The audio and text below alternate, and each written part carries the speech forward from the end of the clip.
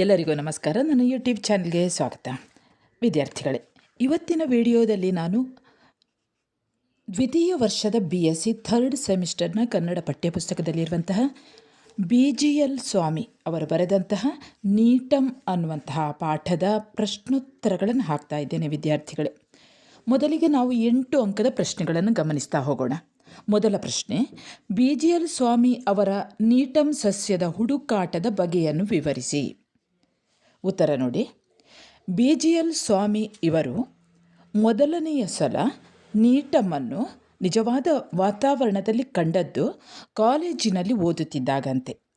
ನೀಟಮನ್ನು ಕುರಿತ ಸಂಗತಿಗಳನ್ನು ತಿಳಿದುಕೊಳ್ಳುವುದು ಪಾಠದ ದೃಷ್ಟಿಯಿಂದ ಅಗತ್ಯವಾಗಿತ್ತು. ತರಗತಿಗಳಲ್ಲಿ ಈ ಗಿಡದ ಒಣಕಲು ಮಾದರಿಗಳನ್ನು, ದ್ರಾವಕಗಳಲ್ಲಿ ಊರಿಟ್ಟ ಮಾದರಿಗಳನ್ನು ನೋಡಿದ್ದ BGL ಸ್ವಾಮಿ ಅವರು ಒಂದು ಸಲ ಈ ಗಿಡವನ್ನು ಅವರು ಪ್ರತ್ಯಕ್ಷವಾಗಿ ನೋಡುವಂಥ ಅವಕಾಶ ಒದಗಿ ಬರ್ತದೆ. ಒಂದು ಸಲ ವಿದ್ಯಾರ್ಥಿಗಳೆಲ್ಲ ಸಹ್ಯಾದ್ರಿಯ ಕಾಡುಗಳಿಗೆ ಹೋಗಬೇಕಾಗಿ ಬರುತ್ತದೆ. ಹೋಗುವುದಕ್ಕೆ ಮೊದಲೇ ಅವರ ಪ್ರಾಧ್ಯಾಪಕರು ಹೀಗೆ ಹೇಳಿದ್ರಂತೆ: ನೀಟಮನ್ನು ನೋಡಿಕೊಂಡು ಬನ್ನಿ, ಅದರ ಸಾಮಗ್ರಿಗಳನ್ನು ತನ್ನಿ ಎಂದು ಆಜ್ಞೆ ಮಾಡಿದರು. ದುರದೃಷ್ಟವೇನೆಂದರೆ, ವಿದ್ಯಾರ್ಥಿಗಳನ್ನು ಯಾರು ಕರ್ಕೊಂಡು ಹೋಗಿದ್ರೋ ಆ ಅಧ್ಯಾಪಕರು ಅವರೇನು ನುರಿತವರಲ್ಲ, ಅಂದರೆ ತುಂಬ ಅನುಭವಸ್ಥರಲ್ಲ. ವಿದ್ಯಾರ್ಥಿಗಳಿಗಿಂತ 1-2 ವರ್ಷ ದೊಡ್ಡವರಷ್ಟೇ. ಕಳೆದ ವರ್ಷ ತಾನೇ ಪದವೀಧರರಾಗಿ ಅವರು ಆ ಒಂದು ಪ್ರಾಧ್ಯಾಪಕ ಕೆಲಸಕ್ಕೆ ಸೇರಿದವರು. ನೀಟಂನ ವಿಷಯದಲ್ಲಂತೂ ತಿಳುವಳಿಕೆ ಇದ್ದದೂ ಕೂಡ ಅವರಿಗೆ ಕಡಿಮೆಯೇ. ಆದರೆ ಅವರ ಧೋರಣೆ ವಿಜೃಂಭಣೆಗಳು ಅಜ್ಞಾನವನ್ನು ಮರೆಸಿದ್ದವು. ಅಂದರೆ ತಮಗೆ ಗೊತ್ತಿಲ್ಲ ಅನ್ನೋದನ್ನು ಅವರು ಹೇಳ್ತಾ ಇರಲಿಲ್ಲಂತೆ, ಗೊತ್ತುಂಟು ಅನ್ನುವ ರೀತಿಯಲ್ಲಿ ವರ್ತಿಸ್ತಾ ಇದ್ರಂತೆ. ಸಹ್ಯಾದ್ರಿಯಲ್ಲಿ 4-6 ದಿನ ಪ್ರವಾಸವನ್ನು ಮಾಡಿದರೂ ಕೂಡ ನೀಟಂ ಕಣ್ಣಿಗೆ ಬೀಳಲಿಲ್ಲ. ವಿದ್ಯಾರ್ಥಿಗಳು ಯಾರಾದರೂ ಇದರ ವಿಷಯವನ್ನು ಪ್ರಸ್ತಾಪಿಸಿದಾಗ ಅವರು ಹೀಗೆ ಹೇಳ್ತಾ ಇದ್ರಂತೆ: ಅದು ಈ ಕಾಡುಗಳಲ್ಲಿ ಇಲ್ಲವೇ ಇಲ್ಲ, ಪ್ರಾಧ್ಯಾಪಕರು ಇನ್ಯಾವುದನ್ನೋ ನೋಡಿ ಮರುಳಾಗಿದ್ದಾರೆ ಎನ್ನುತ್ತಿದ್ದರು. ಒಂದು ಸಲ ಸ್ವಾಮಿಯವರು ಹೇಳ್ತಾರಂತೆ: ನಮಗೆ ತರಗತಿಯಲ್ಲಿ ತೋರಿಸಿದ್ದ ಮಾದರಿ ಇಲ್ಲಿಂದಲೇ ಬಂದದ್ದು ಎಂದು ನೀವೇ ಹೇಳಿದ್ರಲ್ಲವೇ ಎಂದು ಕೇಳಿದ್ದಕ್ಕೆ ಸ್ವಾಮಿಯವರಿಗೆ, ಅಂದರೆ BGL ಸ್ವಾಮಿಯವರಿಗೆ ತಲೆಹರಟೆ ಎಂಬ ಬಿರುದು ಕೊಟ್ಟು, ಓಬಿರಾಯನ ಕಾಲದಲ್ಲಿ ಇಲ್ಲಿ ಇದ್ದಿರಬಹುದು, ನಿಮ್ಮಂಥ ವಿದ್ಯಾರ್ಥಿಗಳನ್ನು ವರ್ಷವೂ ಬೇರೆ ಬೇರೆ ಕಾಲೇಜುಗಳವರು ಇಲ್ಲಿಗೆ ಕರೆದುಕೊಂಡು ಬರುತ್ತಾರೆ. ಇಲ್ಲಿದ್ದ ನೀಟಂ ಗಿಡಗಳನ್ನೇ ಕಾಲೇಜುಗಳವರು ಅದನ್ನು ಬಂದು ಅದನ್ನೆಲ್ಲ ಹಿಡ್ಕೊಂಡು ಹೋಗಿ ಬೋಳಿಸಿ ಬಿಟ್ಟಿದ್ದಾರೆ, ಖಾಲಿ ಮಾಡಿ ಬಿಟ್ಟಿದ್ದಾರೆ ಅಂತ ಅವರು ಸಮಾಧಾನ ವಿದ್ಯಾರ್ಥಿಗಳಿಗೆ ಹೇಳ್ತಾರಂತೆ.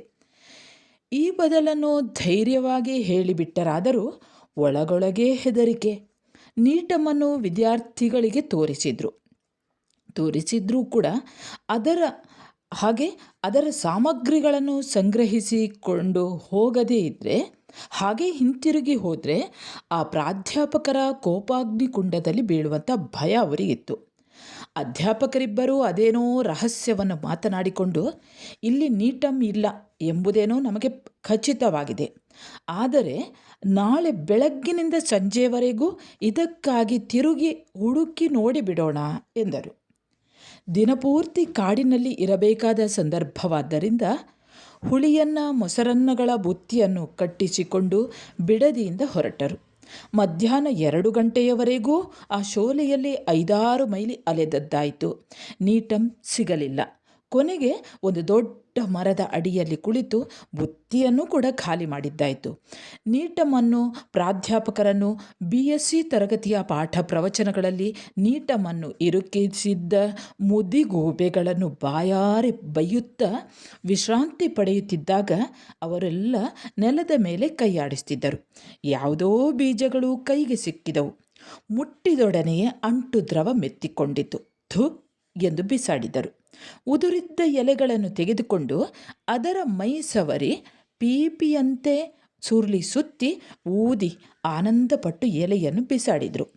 ಒಣಗಿದ ಶಂಕುವಿನ ಚೂರುಗಳು ಕಣ್ಣಿಗೆ ಬಿದ್ದುದಾದರೂ ಅದರ ಗುರುತು ಯಾರಿಗೂ ನೆನಪಿಗೆ ಬರಲಿಲ್ಲ. ತಲೆ ಎತ್ತಿ ನೋಡಿದರೆ ಮರದ ಮೇಲೆ ಹೆಬ್ಬಾವುಗಳಂತೆ ಹಬ್ಬಿದ ಮರಬಳ್ಳಿ. ಯಾವುದೋ ಕೆಲಸಕ್ಕೆ ಬಾರದ್ದು ಎಂದುಕೊಂಡು ಸುಮ್ಮನಿದ್ದು ಬಿಟ್ಟರು. ವಿದ್ಯಾರ್ಥಿಗಳಲ್ಲಿ ಒಬ್ಬ, ಬಳ್ಳಿಯ ಎಲೆ ನೀಟಂ ಇದ್ದ ಹಾಗಿದೆ ಎಂದು ಪಿಸುಮಾತಿನಲ್ಲಿ ಹೇಳಿದಾಗ ಅವನ ಪಕ್ಕದಲ್ಲಿದ್ದ ಅಧ್ಯಾಪಕ ವಿದ್ಯಾರ್ಥಿಯ ತಲೆಯ ಮೇಲೆ ಫಟ್ಟೆಂದು ಏಟು ಕೊಟ್ಟು, ನಿನ್ನ ತಲೆ ನಿದ್ದೆಗಣ್ಣಿನಲ್ಲಿ ನಿನ್ನ ಬೇರೆ, ಬಿದ್ಕೊಳ್ಳ ಎಂದರು. ಅವನು ಮಾತಿಲ್ಲದೆ ಬಿದ್ದುಕೊಂಡು ಕಣ್ಣು ಮುಚ್ಚಿದ. ಇತರರು ಮೊಸರನ್ನದ ಮತ್ತಿನಿಂದ ತೂಕಡಿಸಿಕೊಂಡು ಹೊರಗಿದರು. ಎದ್ದಾಗ ಸಂಜೆ 4 ಗಂಟೆಯಾಗಿತ್ತು. ಅಧ್ಯಾಪಕರು ತತ್ತರಿಸಿಕೊಂಡು ಎದ್ದು ಕತ್ತಲಲ್ಲಿ ಕಾಡು ದಾರಿ ಮುಚ್ಚುತ್ತದೆ ಎಂದು ಬೇಗ ಹೊರಡಲು ಅವಸರಿಸಿ ಕೂಗಾಡಿ 4 ಹೆಜ್ಜೆ ಮುಂದಿಟ್ಟರು. ಯಾವುದೋ ಬಳ್ಳಿಯಲ್ಲಿ ಸಿಕ್ಕಿ ಹಾಕಿಕೊಂಡಿದ್ದರಿಂದ ಎಡವಿ ಮುಗ್ಗರಿಸಿ ಬಿದ್ದರು. ಬಳ್ಳಿಯನ್ನು ಕೊಡವಿದಾಗ ಬಳ್ಳಿ ಮುರಿದು ದೊಡ್ಡ ಗೊಂಚಲೊಂದು ಅವರ ಮೈಮೇಲೆ ಬಿದ್ದಿತು. ವಿದ್ಯಾರ್ಥಿಗಳ ಸಹಾಯದಿಂದ ಬಳ್ಳಿಯ ಬಲೆಯಿಂದ ಬಿಡಿಸಿಕೊಂಡು ಮುಂದೆ ನಡೆದರು. ವಿದ್ಯಾರ್ಥಿಗಳಲ್ಲಿ ಒಂದಿಬ್ಬರು ಅಧ್ಯಾಪಕರಿಗೆ ಉರುಳು ಹಾಕಿದ ಬಳ್ಳಿಯಿಂದ 1-2 ಗುತ್ತಿಗಳನ್ನು ಕಿತ್ತುಕೊಂಡು ಕೈಲಿ ಹಿಡಿದುಕೊಂಡರು. ಕತ್ತಲಾಗುವುದಕ್ಕೆ ಮುಂಚೆ ಬಿಡದಿಯನ್ನು ಸೇರಬೇಕು ಎಂಬ ಉದ್ದೇಶದಿಂದ ದಾಪುಕಾಲು ಹಾಕಿದರು. 1-2 ಮೈಲಿ ಕಳೆದ ಬಳಿಕ ಸೊಳ್ಳೆ ಕಾಟ ಹೆಚ್ಚಾಯಿತು. ಮೈ ಕಡಿತ ಸಹಿಸಲು ಅಸಾಧ್ಯವಾಗಿ ಕೈಲಿದ್ದ ಬಳ್ಳಿಯ ಗುತ್ತಿಯಿಂದ ಮೈಯನ್ನು ಉಜ್ಜಿಕೊಳ್ಳಲು ಆರಂಭಿಸಿದಾಗಲೇ ವಿದ್ಯಾರ್ಥಿಗಳ ಗಮನ ಅದರ ಮೇಲೆ ಬಿದ್ದದ್ದು.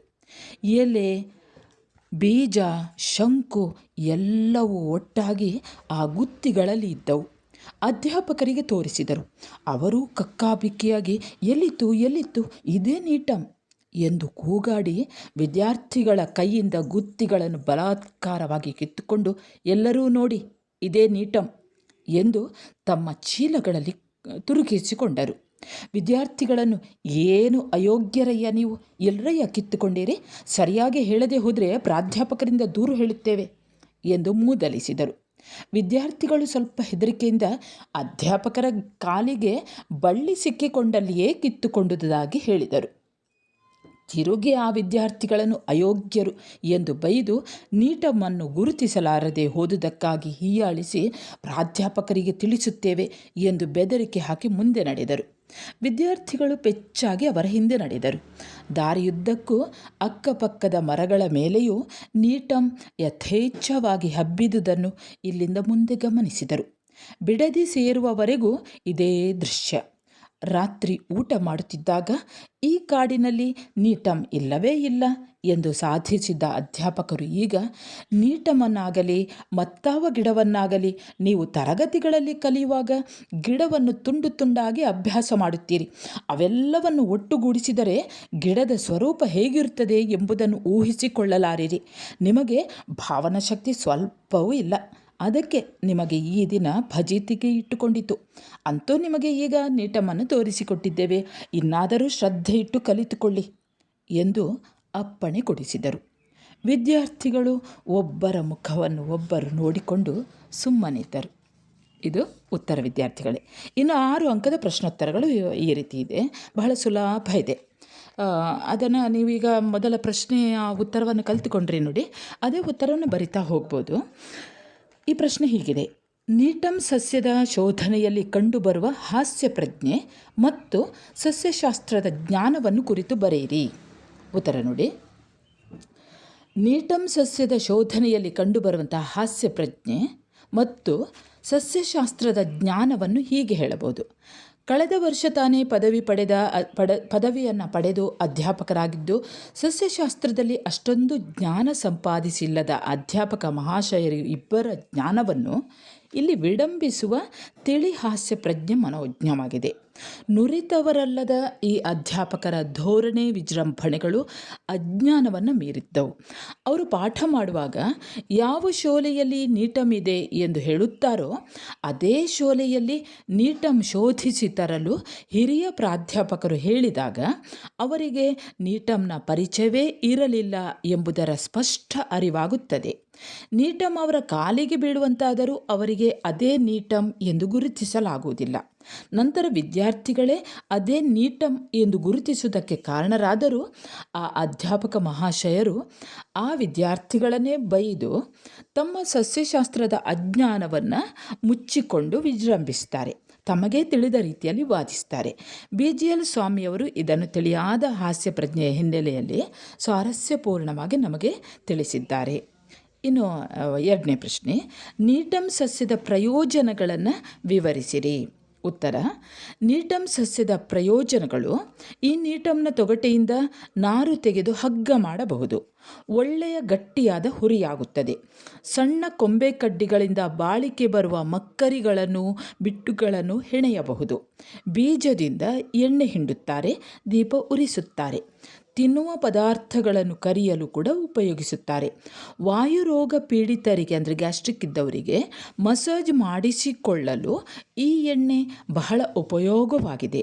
ಬೀಜಾಂತಸಾರವನ್ನು ಜಜ್ಜಿ ಒಣಗಿಸಿ ವಡೆಯಂತೆ ಎಣ್ಣೆಯಲ್ಲಿ ಕರಿಯುತ್ತಾರೆ. ಹಿಟ್ಟು ಮಾಡಿ ನೀರಿನಿಂದ ಕಲಿಸಿ ರೊಟ್ಟಿ ತಟ್ಟುತ್ತಾರೆ. ಹೀಗೆ ಈ ನೀಟಂ ಸಸ್ಯದಿಂದ ಹಲವಾರು ಪ್ರಯೋಜನಗಳಿವೆ.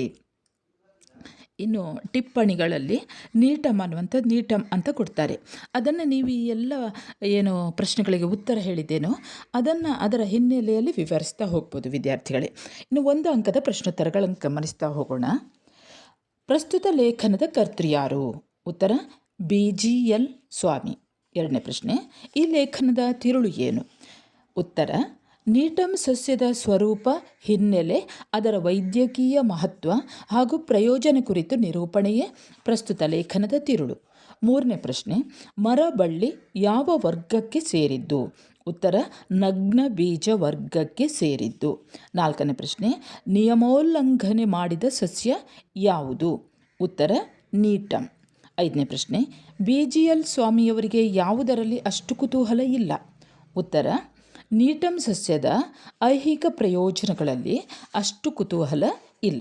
6ನೇ ಪ್ರಶ್ನೆ: ಸ್ವಾಮೀಜಿಯವರು ನೀಟಂ ಸಸ್ಯವನ್ನು ನೈಜ ವಾತಾವರಣದಲ್ಲಿ ಕಂಡದ್ದು ಎಲ್ಲಿ? ಉತ್ತರ: ಸ್ವಾಮಿಯವರು ನೈಜ ವಾತಾವರಣದಲ್ಲಿ ಕಂಡದ್ದು ಶೋಲೆಯಲ್ಲಿ. 7ನೇ ಪ್ರಶ್ನೆ: ನೀಟಂ ಶೋಧಕ್ಕೆ ಅಧ್ಯಾಪಕರು ಮತ್ತು ವಿದ್ಯಾರ್ಥಿಗಳು ಹೋಗಿದ್ದು ಎಲ್ಲಿಗೆ? ಉತ್ತರ: ಸಹ್ಯಾದ್ರಿ ಕಾಡುಗಳಿಗೆ. 8ನೇ ಪ್ರಶ್ನೆ: ಇಬ್ಬರು ಅಧ್ಯಾಪಕರು ಯಾವುದರಲ್ಲಿ ನುರಿತಿರಲಿಲ್ಲ? ಉತ್ತರ: ಸಸ್ಯಶಾಸ್ತ್ರಜ್ಞಾನದಲ್ಲಿ. 9ನೇ ಪ್ರಶ್ನೆ: ನೀಟಂದ ಗುಣವಿಶೇಷವೇನು? ಉತ್ತರ: ಸಹಿಸಲು ಅಸಾಧ್ಯವಾದ ಮೈಕಡಿತ. 10ನೇ ಪ್ರಶ್ನೆ: ನೀಟಂ ಕಂಡುಹಿಡಿದವರು ಯಾರು? ಉತ್ತರ: ವಿದ್ಯಾರ್ಥಿಗಳು. ಸರಿ ವಿದ್ಯಾರ್ಥಿಗಳೇ, ಈ ನೀಟಂ ಕುರಿತಾದಂಥ ಪಾಠದ ಪ್ರಶ್ನೋತ್ತರಗಳನ್ನು ಇಲ್ಲಿವರೆಗೆ ನೀವು ಗಮನಿಸಿದ್ರಿ. ನೀವು ನನ್ನ ಚಾನೆಲ್ಗೆ ಹೊಸಬರಾಗಿದ್ದಲ್ಲಿ ಸಬ್ಸ್ಕ್ರೈಬ್ ಮಾಡುವುದನ್ನು ಮರೆಯದಿರಿ. ಯಾಕಂದರೆ ಈಗಾಗಲೇ ಅನೇಕ ಪಾಠಗಳನ್ನು ನಿಮ್ಮ ಕನ್ನಡ ಪಠ್ಯಪುಸ್ತಕಕ್ಕೆ ಸಂಬಂಧಿಸಿದಂತೆ ಅನೇಕ ಪಾಠಗಳನ್ನು ಹಾಕ್ತಾ ಹೋಗ್ತೇನೆ. ಇನ್ನು ಮುಂದೆಯೂ ಕೂಡ ಈ ಪಾಠಗಳ ಪ್ರಶ್ನೋತ್ತರಗಳನ್ನು ಹಾಕ್ತಾ ಹೋಗ್ತೇನೆ ವಿದ್ಯಾರ್ಥಿಗಳೇ. ನಿಮಗೆ ಇಷ್ಟ ಆದರೆ ಒಂದು ಲೈಕ್ ಕೊಡಿ. ಹಾಗೆ ಈ ವಿಡಿಯೋ ಲಿಂಕನ್ನು ನಿಮ್ಮ ಸ್ನೇಹಿತರಿಗೂ ಕೂಡ ಕಳಿಸಿಕೊಡಿ. ಮುಂದೆ ಇನ್ನೊಂದು ಪಾಠದೊಂದಿಗೆ ಮತ್ತೆ ಬರುತ್ತೇನೆ. ಅಲ್ಲಿಯವರೆಗೆ ನಮಸ್ಕಾರ.